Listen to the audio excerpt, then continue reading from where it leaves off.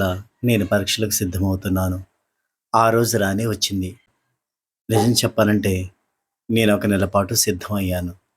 మరుసటి నెల కూడా అనేక కారణాలు, ఆటలు మరియు చివరి క్షణంలో చాలా పని పేరుకుపోవడం వల్ల చదువుకోలేకపోయాను. నేను సరిగా చదవలేకపోయాను కాబట్టి బాగా సిద్ధం కాలేకపోయానని బాధపడ్డాను. నా తల్లిదండ్రులు కూడా నాపై చాలా ఆశలు పెట్టుకున్నారు. అలా ఇక రోజులు గడిచిపోతూ ఉన్నాయి. పరీక్ష రోజు వచ్చేసింది. నేను పరీక్షకు ఒంటరిగా ఉన్నందున నా తల్లిదండ్రులు ఆందోళన చెందారు. మరియు నేను ఉదయాన్నే వెళ్ళవలసొచ్చింది. మరియు సాయంత్రం వరకు ఉండవలసొచ్చింది. కాబట్టి వారు నా ఆహారం గురించి ఆందోళన చెందారు. మరియు గత కొన్ని రోజులుగా అక్కడ ఏదైనా తినమని మరియు ఖాళీ కడుపుతో వెళ్ళవద్దని చెప్పారు. ఆ రోజు నేను శ్రీ సాయి సచ్చిద గ్రంథాన్ని తెరిచి చూడగా ఆశ్చర్యకరంగా శ్రీమతి గోఖలే కథ చదివాను.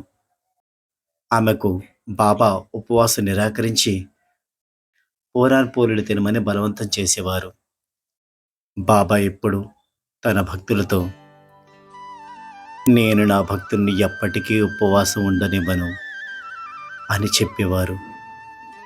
నా భోజనానికి కూడా బాబా కొన్ని ఏర్పాట్లు చేయడానికి నాకు సూచన వచ్చింది. మరియు కొన్ని బిస్కెట్లు కూడా తీసుకున్నాను. ఎందుకంటే నా స్నేహితుడు కూడా నాతో వస్తున్నాడు.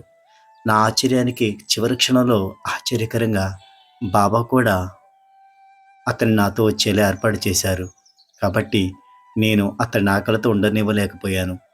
ఉదయాన్నే మేమిద్దరం హోటల్ కోసం వెతికాము. కానీ అది తెరిచి లేదు. ఒక హోటల్‌ని కనుక్కున్నాం. కానీ అక్కడ జనం రద్దీగా ఉన్నారు. మరియు మరొక హోటల్ చూసాం. అక్కడ ఇద్దరం కలిసి టిఫిన్ చేయడం అనేది జరిగింది. తిరిగి వస్తుండగా నాకు అక్కడ బాబా ఫోటో కనిపించింది. ఆ ఫోటో చూడగానే నాకెంతో ఆనందంగా అనిపించింది.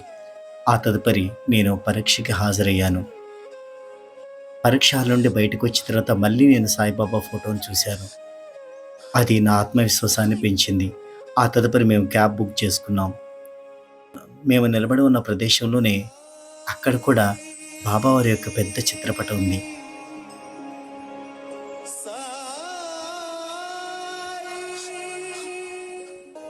నేను సాయిని దర్శనం చేసుకున్నాను. బాబాని సంతృప్తి చెందే వరకు చూశాను. బాబా తన ఉనికిని మరింత చూపించాలని అనుకున్నారేమో. అదే సమయంలో మా క్యాబ్ రద్దు చేయబడింది. దానివల్ల నాకు ఎటువంటి పగ కలగలేదు. నాకు బాబా సహవాసం ఉంది. చివరకు అంతా బాగానే జరిగింది. మేము ఇంటికి వచ్చాం. నేను పరీక్ష పూర్తి చేయడం చాలా ఆనందంగా అనిపించింది. ఇది కూడా చిరస్మరణీయమైన రోజుల్లో ఒకటి. బాబా నా కోసం ఉన్నందుకు ధన్యవాదాలు. బాబా ఏం చేసినా అది నా శ్రేయస్సు కోసమే. నేను బాబాని ఎంతో నమ్ముతున్నాను. నేను రాసిన పరీక్ష ఫలితాలు కూడా తప్పకుండా సాయి ఆశీస్సులతో నేను పాస్ అవుతానన్న నమ్మకం వచ్చింది.